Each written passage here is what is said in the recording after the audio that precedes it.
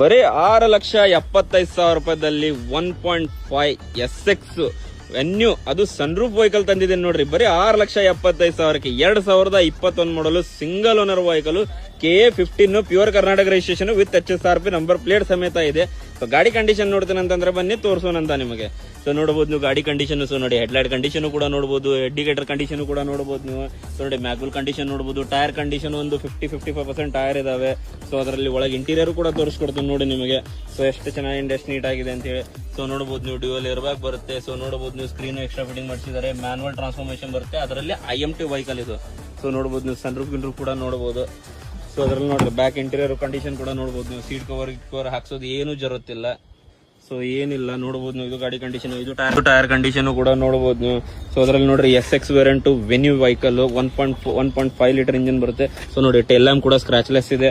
so ಅದರಲ್ಲಿ ಇದು ಒಳಗೆ ಇಂಟೀರಿಯರ್ ಕೂಡ ತೋರಿಸಿ